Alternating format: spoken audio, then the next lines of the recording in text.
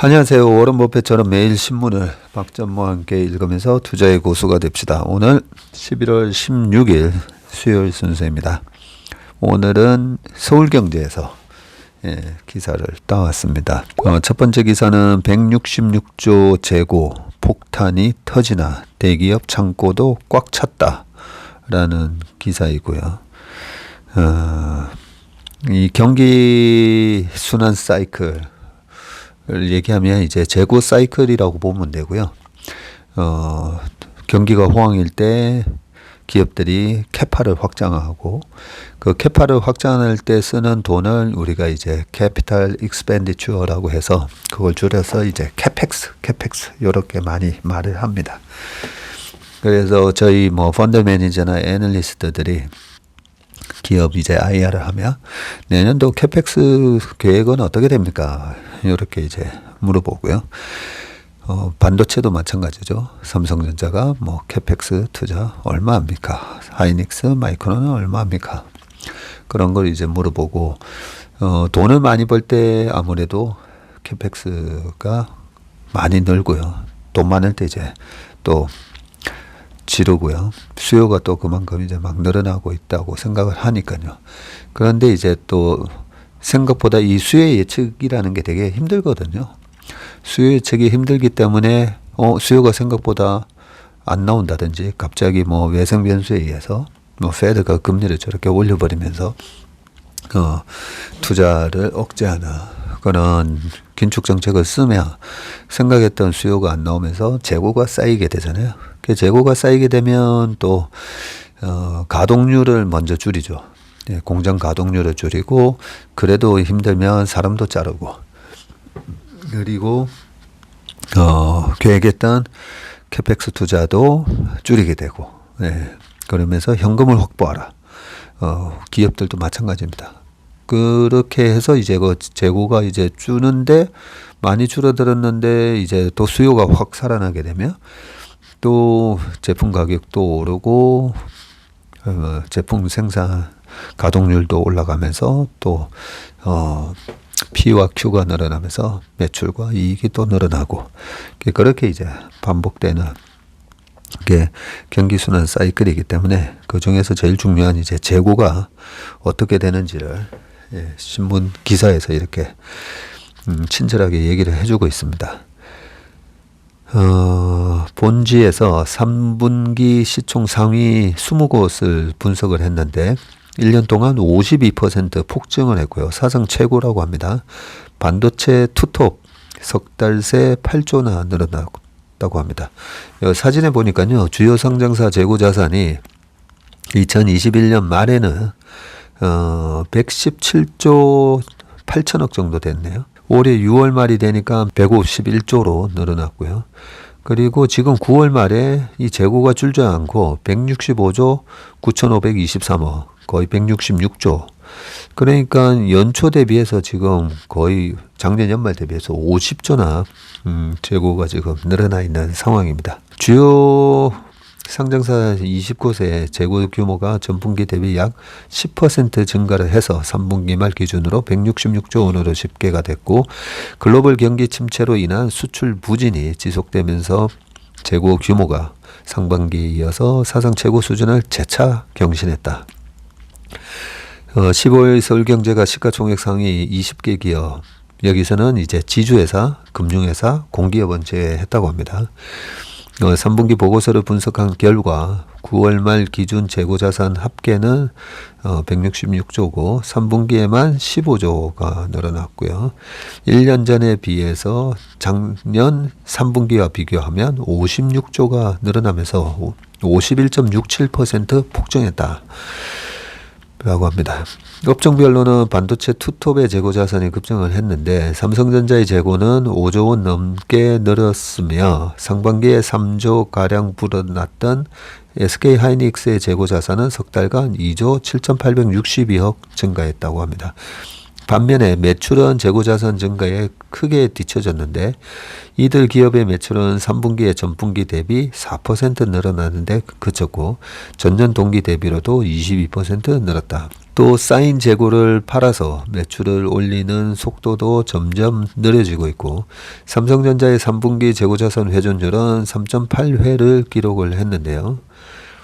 지난해 말에 4.5회에서 올해 6월 말 4회까지 떨어진 데 이어서 하락 추세를 이어간 것이다. SK 하이닉스의 재고자산 회전율도 지난해 3.2회에서 2.4회까지 급락을 했네요. 그나마 상반기 폭증했던 재고 상승세는 둔화됐는데 20개 기업의 재고자산은 상반기에 33조 원 증가했지만 상반기에는 이제 28.2% 증가했는데 3분기에는 9.8% 늘어나는데 그쳤다. 기아와 고려아연 등은 오히려 재고 규모가 축소됐네요. 이 상승률이 둔화되는 건 당연하죠. 재고가 많이 쌓이니까 아까 말씀드린 대로 이제 가동률을 낮춰버리면서 재고 관리에 들어가야 되니까요. 국내 주요 기업의 재고자산이 증가세를 이어가는 것은 그만큼 국내 경기가 내리막길을 걷고 있음을 보여주는데, 수요 둔화로 공급 조절에 실패한 기업은 재고를 줄이기 위해 생산과 신규 투자를 함께 축소한다. 이럴 경우 경기가 더 위축되는 악순환이 이어질 수 있고, 이필상 서울대 경제학부 특임 교수는 이필상 교수님이 고대 계시지 않으셨었나요? 서울대로 가셨나 보네요. 서울대 경제학부 특임 교수는 스태그플레이션으로 재고가 쌓이고 있어 실물 경제에 부담을 주고 있다면서 기업들이 수출을 지속적으로 확대하고 내수 침체에 대응할 수 있도록 정부가 규제 완화 등 경제 살리기에 나서야 한다고 말했다고 합니다.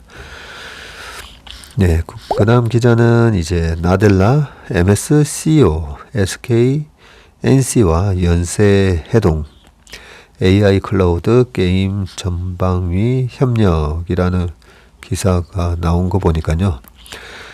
마이크로소프트의 사티아 나델라 회장이 한국을 방한한 것 같습니다. 4년 만에 한국에 온 MS CEO. 1박 2일 촉박한 일정에도 시간을 쪼개서 최태원, 박정호, 김택진 오너 면담을 했고, 한국 AI 혁신 지켜세우면서 신사업 논의, MS 솔루션 활용 사례도 직접 확인, 이재용 회장도 1년 만에 만난 듯이라고 되어 있습니다. 지금 이제 미국 주식 많이 투자하시는 서학개미 분들이 뭐 1, 2, 3등 이렇게 보면 1등이 테슬라고, 그죠?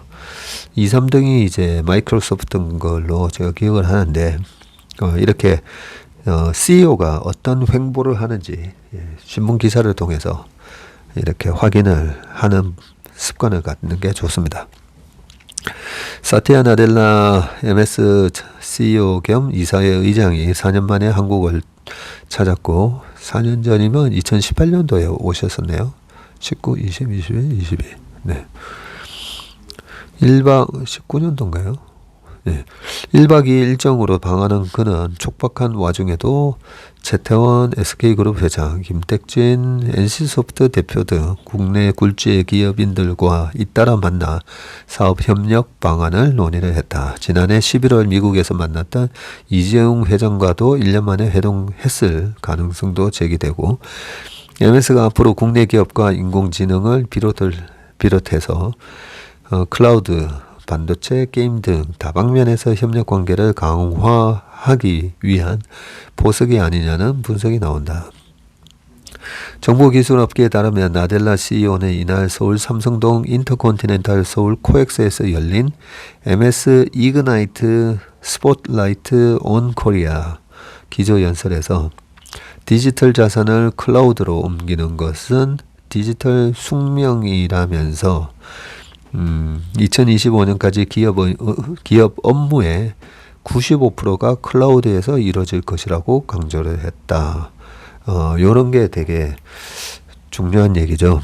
이 마이크로소프트의 회장이 이 전체 IT의 방향이 우리 이런 정보 기술의 방향이 어디로 이렇게 흘러가는지에 대한 엄청난 통찰력을 갖고 있잖아요. 2025년까지 기업의 업무의 95%가 클라우드에서 이루어진다는 거죠. 네. 우리 PC 안에서 작업을 하고 회사 내에 자체 서버에다가 저장을 해놓고 그렇게 하던 업무가 95%가 클라우드에서 이루어진다라고 하네요. 네. 나델라 CEO가 한국에 방문한 건 2018년 이후 처음이다. 특히 이날 나델라 CEO의 행보가 주목을 받은 것은 짧은 일정 속에서도 국내 주요 기업 오너들과 잇따라 회동을 가지면서 사업 협력 방안을 논의했기 때문인데, 어떤 분을 만났는지 또 중요하죠. 나델라 CEO는 기조연설에 나서기 전에 최태원 회장과 김택진 대표 등 국내 굴지의 재계 인사와 연달아 회동을 했고, 이날 최 회장은 MS 행사장 인근 회의실에서 나델라 CEO를 만났고, 이 회동에는 박정호 SK 스퀘어 대표 겸 SK 하이닉스 부회장도 동석을 했네요. 이날 최 회장은 SK 스퀘어가 육성할 클라우드, AI 등 IT 신사업에 대해 의견을 나눈 것으로 알려졌고, MS는 지난해 6월 SK 스퀘어 자회사인 원스토어에 113억 원을 투자하고 SK텔레콤과 함께 엑스박스 게임의 5세대 기반 클라우드 게이밍 서비스를 제공하는 등 다방면에서 활발한 협업을 이어가고 있다. 올 8월에는 빌 게이츠 MS 창업자가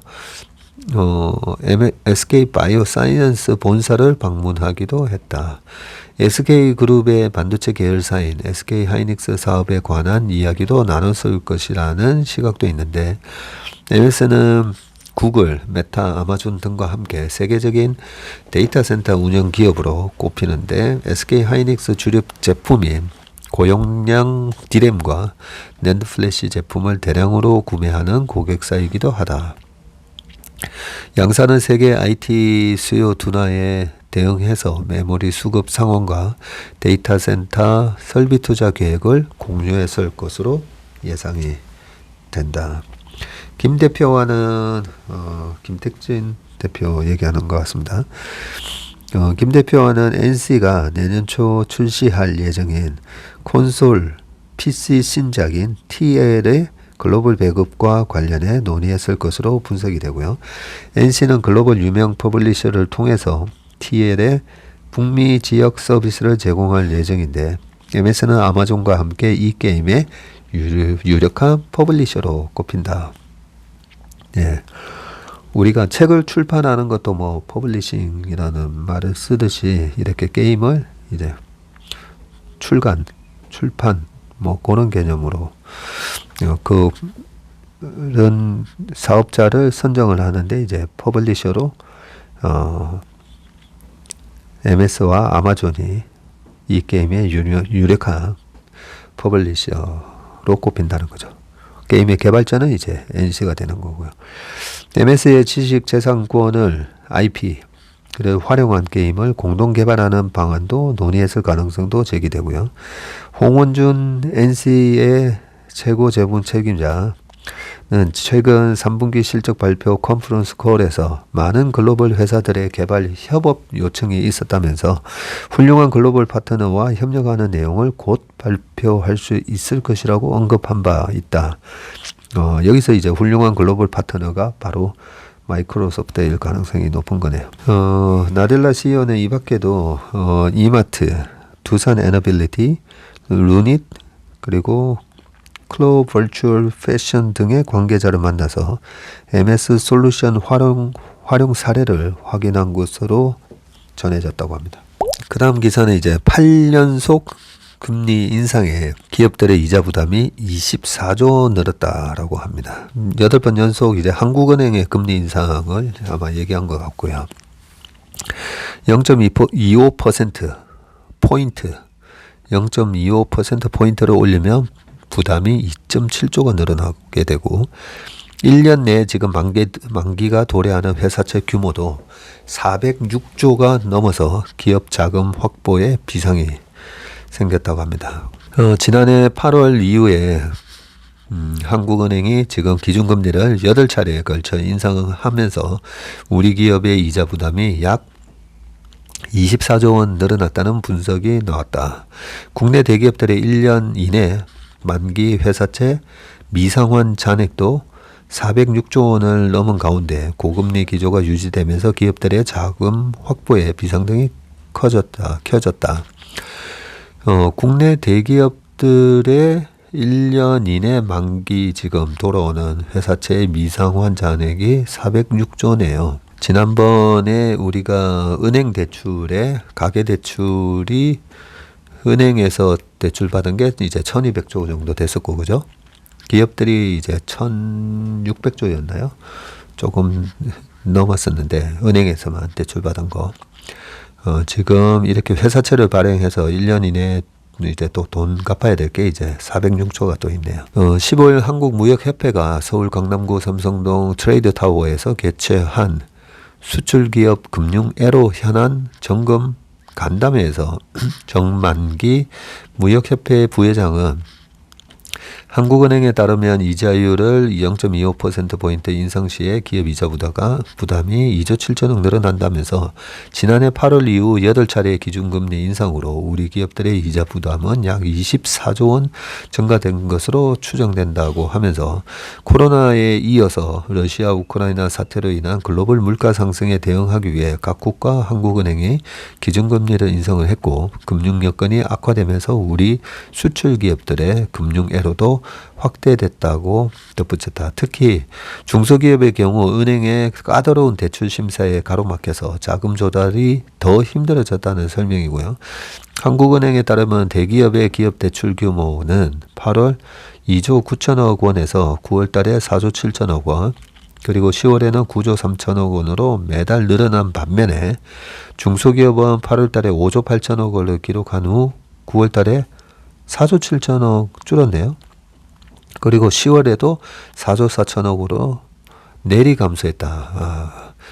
이 경기 침체가 오고 금리가 이제 올라가면서 약간 경제 환경이 위험해진다 싶으니까 오히려 중소기업의 대출은 회수를 해버리고 대기업 대출 쪽으로 안전화 늘리는 이런 부분인데, 이런 얘기 때문에 자꾸 그런 얘기가 나오잖아요. 비 올 때 맑을 때 우산을 줬다가 정작 비 올 때 우산을 가져가 버린다. 이런 표현을 쓰는데요. 그 밑에 대기업의 자금 확보도 쉽지는 않다. 회사채 금리가 높게 유지되는 상황에서 1년 안에 만기가 돌아오는 회사채 규모만 406조 원을 넘어섰고, 이날 기업분석연구소 리더스 인덱스가 국내 500대 기업 중에서 상반기 보고서에 회사채 미상환 잔액을 공시한 267개의 기업의 미상환 잔액을 집계한 결과 그 규모가 1084조 6,076억 원인 것으로 나타났다. 은행 대출한 거랑 거의 비슷한 규모네요. 이 가운데 1년 이내 만기가 도래하는 회사채는 406조고 전체 미상환 잔액의 37.4% 수준이다. 잔액의 37%가량을 1년 이내 상환해야 하는 데다가 회사채 금리가 오르는 추세라서 기업들의 자금 확보에 어려움이 예상된다고 설명을 했습니다. 1년 이내 만기가 도래하는 미상환 잔액이 가장 큰 업종은 은행이 182조 6,200억이고요. 이어서 여신금융 38조, 자동차 부품 22조, 공기업이 12조, 석유화학 11조 순이다. 전체 회사채에서 1년 이내 만기 도래 회사채가 차지하는 비중을 살펴보면 은행이 71.5%고 조선기계 설비가 50.8%로 높았다라고 되어 있네요. 은행이야 큰 문제가 없을 거니까요. 원화 저점 인식 확산에 차이나 런과 그리고 반사익도 겹쳐서 수직 낙하. 요즘 이제 원달러 환율이 저도 깜짝 놀랐어요. 1310원대까지 떨어졌었더라고요. 오늘 조금 올라가지고 1324원 지금 왔다 갔다 하고 있네요. 딱 한 달 반 전에 저희 모임에서도 되게 친한 친구인데 1,600원 이번에 갈 것 같다. 또 그런 얘기를 막 올려가지고 제가 연말 기준으로 1,600원이 아니라 1,500원을 찍게 되면 내가 50만 원 줄게. 저는 그런 것만 논쟁을 할 때요, 그냥 아예 내기를 하자. 그래서 그걸로 이제 밥 사 먹자. 그런 식으로 이제 내기를 많이 합니다. 1,500원을 한 번이라도 연말 전에 돌파하면 내가 50만 원 내고 그런 식으로 얘기를 하긴 했었는데 또 안심하면 안 되죠, 그죠?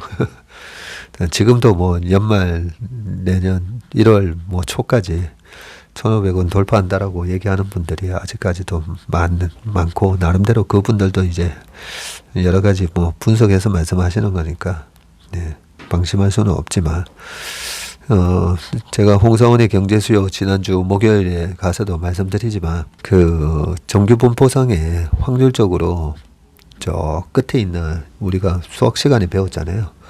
1시그마, 2시그마 해가지고 저 끝에 있는 거 실제로 이제 발생 확률이 아주 낮은 거.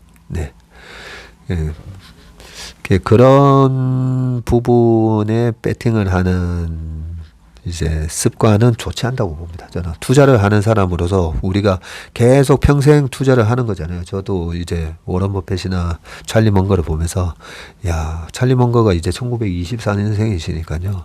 내년이 이제 100세신데, 나도 저 나이 때까지 꾸준히 이제 투자를 해야 되겠구나. 그런 생각을 하면 결국은 이 반복, 우리가 동전을 계속 반복해서 던지면 결국은 앞뒤가 똑같이 50대 50으로 수렴하게 되잖아요. 그 수렴하는 값이 이제 평균 값인 거고, 그죠? 그래서 자꾸만 이렇게 이 평균 값에서 이제 멀어져 있을 때 결국은 다시 이제 수렴하게 된다는 거죠.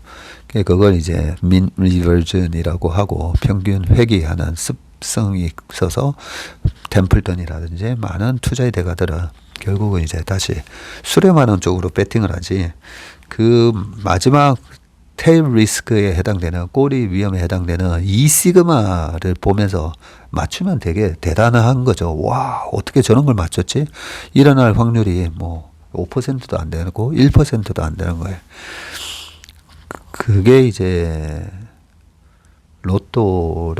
저는 로또 투자 안 한다 했잖아요. 로또 투자가 아니죠. 로또 안 사고, 장기적으로 이제 투자를 하는 습관은 어쨌든 저는 우리 직원들한테도 늘 강조합니다. 확률적인 그런 투자를 하는 습관. 하지만 마지막 이 5%, 1% 그 꼬리 위험에 대비해서 항상 자금 관리는 잘해야 되죠. 그런 블랙스완이 항상 10년에 한 번씩 발생하니까, 그럴 때 살아남을 수 있도록 자금 관리를 하는 거. 저는 그 두 가지가 제일 중요하다고 생각합니다. 항상 확률적인 투자 습관, 그리고 플러스 언제든지 예상을 벗어나는 그런 테일 리스크에 버틸 수 있는 자금 관리. 그다음 잠깐만, 이 기사 읽지도 않고 제가 잡담을 너무 오래 했네요. 원화 저점 요 관련돼서는 뭐라고 이제 기사가 있는지 내용을 한번 보겠습니다. 지금 7일새에 103원이 떨어졌네요. 원달러 환율 가파른 하락 4가지 이유 요약을 해 놓으셨는데, 첫 번째가 한국 소규모 개방 경제라서 인플레 정점 부각의 급락 반전. 이 부분이 이제 이유가 되겠죠. 아무래도 가장 큰 이유일 거고. 두 번째는 실질 실효 환율 10년 만에 저평가. 이 총재 상투 발언도 하셨네요. 시진핑 3기에 실망한 외국 자금이 한국 증시로 속속 유입. 차이나 런을 얘기하는 거고요. 외환 수업 연기금 환해지 비율 확대 등 수급 조치 약발. 외환 스와프와 연기금 환해지 비율 확대 등 수급 조치 약발. 요거는 뭔 말인지는 알겠는데 이게 그렇게 영향을 줬는지는 모르겠습니다. 원달러 환율이 15일 전날 대비 8원 30전 하락한 1317원 60전으로 마감을 했고, 장중에는 1316원 10전까지 빠졌었고요.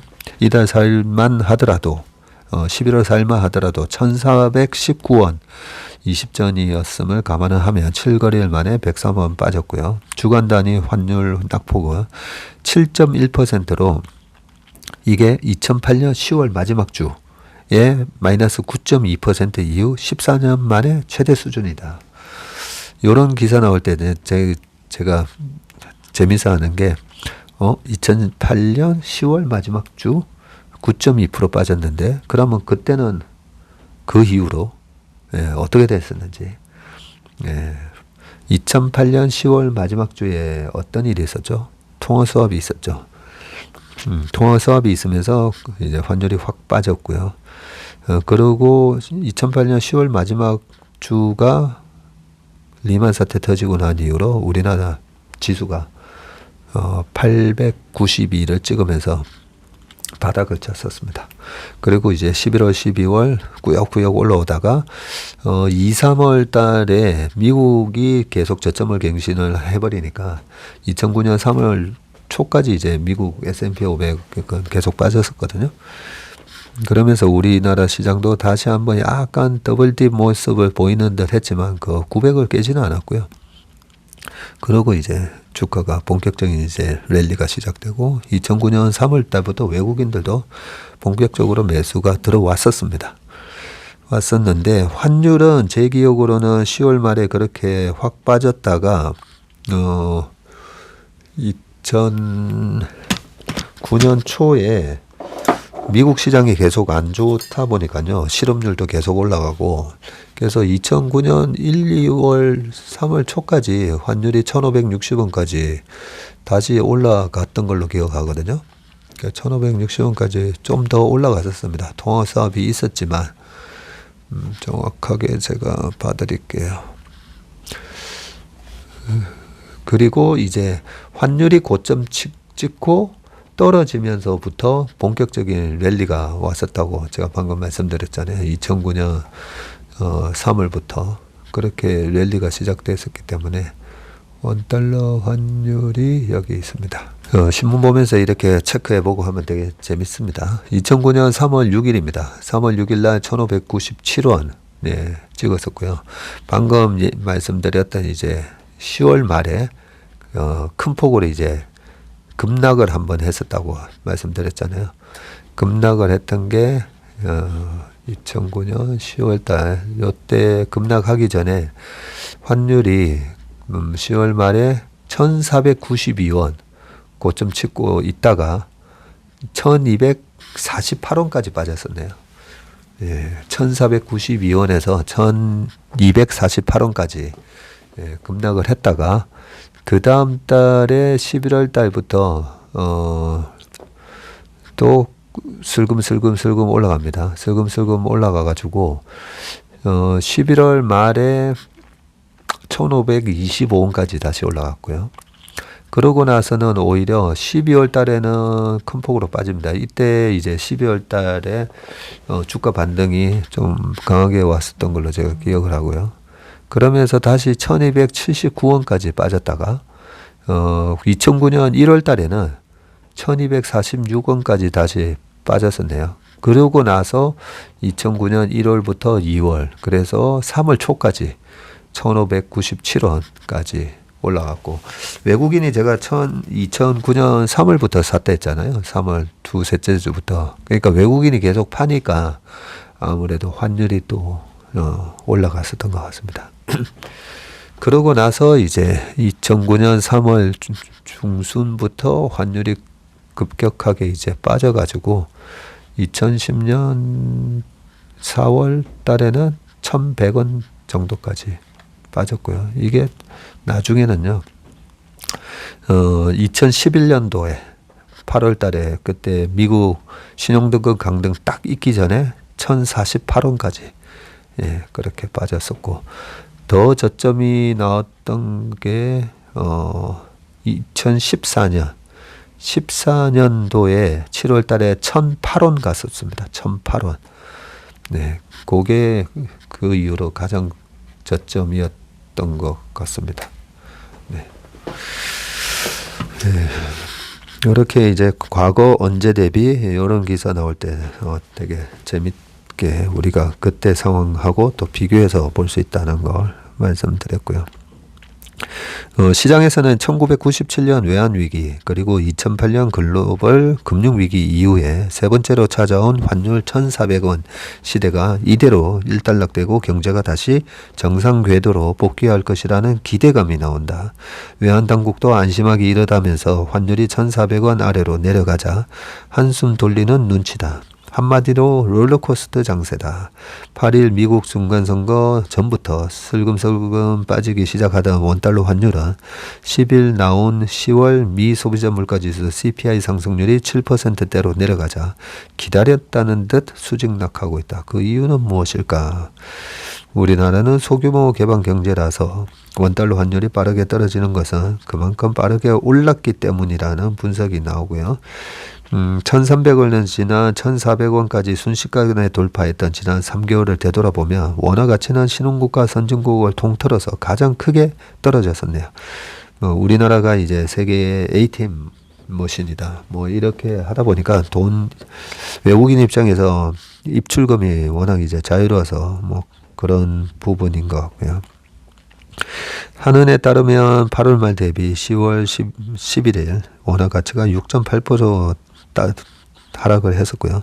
같은 기간 대규모 감세안으로 금융 문제가 불거진 영국 파운드가 마이너스 5.6%, 전쟁 중이었던 러시아 루블화가 5.7% 빠진 것에 비해서도 절하폭이 이제 컸었고요. 소규모 개방 경제로 무역에 의존하는 우리나라의 특징상 외풍에 취약한 측면이 여실히 드러났다는 평가가 나왔다. 그리고 계속 이제 또 무역 수지가 적자다 보니까 또 다른 나라에 비해서 절하폭이 또 컸다는 그런 부분이 있는 것 같습니다. 그런 만큼 인플레이션이 정점에 달했다는 평가가 나올 만큼 시장의 상황이 달라졌으니 현 상태는 그간 적정 수준을 벗어날 정도로 과했던 쏠림 현상을 급하게 되갚는 중이라는, 너무 가파르게 올랐기 때문에 또 가파르게 떨어진 거다. 뭐 이런 얘기입니다. 이창용 총재 발언 등 원화 저점 인식 확산, 원달러 환율 수준 자체가 고점에 이르렀기에 떨어질 수밖에 없다는 평가도 나오고요. BIS 통계에 따르면 원화의 9월 실질 실효 환율은 97.19, 2010년을 100으로 했을 때 97.19로 2012년 9월 이후 그때 당시 이제 99.71이었는데요. 이후 처음으로 100을 지금 밑돌았다고 하고요. 실질 실효 환율은 교역 상대국과의 물가 변동과 교역량을 반영한 것으로 실질적인 자국 통화의 대외 구매력과 자국 상품의 가격 경쟁력을 파악할 수 있는 지표다. 좀 어렵죠. 네.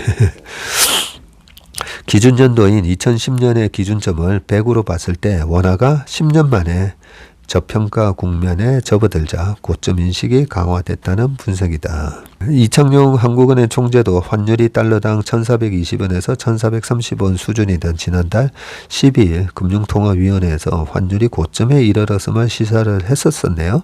당시 이 총재는 환율이 지금 수준일 때 해외 위험 자산에 계속 투자해서 환율이 더 올라서 이익을 보는 것을 생각할 수는 있지만 반대로 환율이 1, 2년 시기에 정상화됐을 때를 생각하지 않고 투자하면 상투를 잡을 가능성도 크다고 경고했다.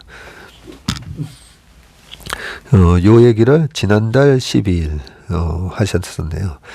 이 총재의 발언대로 9월 국제 수지를 살펴보면 내국인의 해외 증권 투자는 5억 달러 감소했는데 이는 2020년 3월 이후 30개월 만에 첫 감소다. 코로나 이후 해외 투자가 처음 꺾이면서 환율 하락 요인으로 작용했을 가능성이 있다. 제가 이창용 이 총재님을 이제 좋아하게 된 게 애매한 뭐 두리뭉실한 얘기가 아니라 좀 명확하게 얘기를 해주시잖아요, 그죠? 네, 그래서 제가 참 이제 팬이 됐습니다. 지난달 12일 그렇게 막 불안할 때 지금 상투 가능성이 있다. 조심해라. 이런 걸 이 금융권에 오랫동안 종사하신 이런 분들이 얘기를 해주셔야 됩니다. 내가 괜히 얘기했다가 이거 나중에 뭐 폭풍 있는 거 아니야. 그게 아니라 맞든 틀리든 얘기를 해주시고 여러 가지를 판단해서 그러면 이제 여기서 달러 팔아야 되나 말아야 되나 이렇게 고민하던 분들이 이런 분들의 한마디에 자신을 갖고 그래 그렇다면 그래 맞아. 달러 팔아가지고 우리나라 주식을 사든지 아니면 수출하시는 분들도 되게 많으시잖아요. 지금 수출해서 받은 이 달러를 언제 바꾸는 게 가장 유리할까? 네, 그걸로 이렇게 고점에서 바꾸면 얼마나 좋습니까? 그러면 그 환차익만큼 직원들 보너스도 줄 수가 있고, 그죠? 그리고 또 하나 이제 얘기 나오는 게 이제 탈중 자금인가, 요 부분이잖아요. 외국인의 증시 순매수, 미국만큼 엔화 가치에 영향을 주는 건 중국이다. 원화 가치에 영향을 주는 건 중국이다.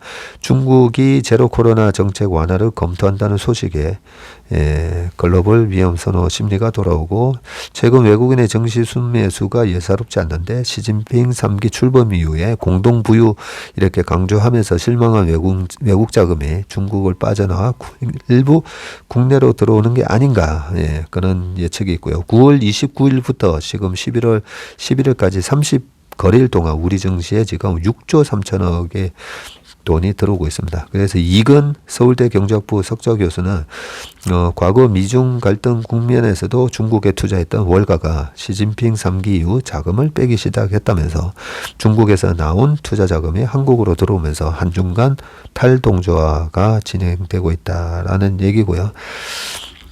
시간이 또 벌써 어떻게 38분이 또 지나갔네요. 요 나머지 기사는 좀 참고하시고요. 그 다음이 세계 인구 80억 명에 돌파했다. 요 기사까지만 오늘 하겠습니다.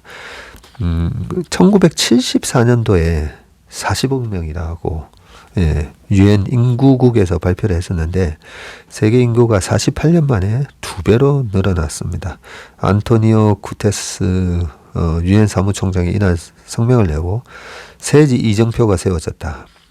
전 세계 인구가 10월 80억 명을 돌파했고 인류가 다양성과 발전을 축하할 기회라고 얘기를 했습니다. 지역별로 보면 각각 인구 14억 명으로 인구 대국 1, 2위를 다투는 나라가 이제 중국과 인도고, 그죠? 아시아 지역의 인구가 단연 제일 많고요. 중국이 속한 동아시아, 동남아 지역의 총 인구 23억 명으로 전체 29%를 차지했고 인도가 있는 남아시아와 중앙아시아를 합한 인구가 또 21억 명입니다. 각국의 심각한 출산율 저하로 인구 증가율은 1960년대 초 정점을 찍은 후에 2020년에 1% 미만으로 떨어진 상태인데 유엔은 세계 인구가 2080년까지 약 104억 명까지 불어났다가 2100년까지 그 수준을 그대로 유지할 것으로 전망을 했다고 합니다. 오늘 기사는 여기까지 하겠습니다. 나머지 하나 기사가 전기차 대신 이 회사 투자이신 버핏이 41억 불 베팅한 TSMC 얘긴데요. 이 기사는 링크는 올려놓을 테니까 참고하시길 바라겠습니다. 그럼 오늘도 하루도 행복하고 건강한 하루 되시길 바라겠습니다. 고맙습니다.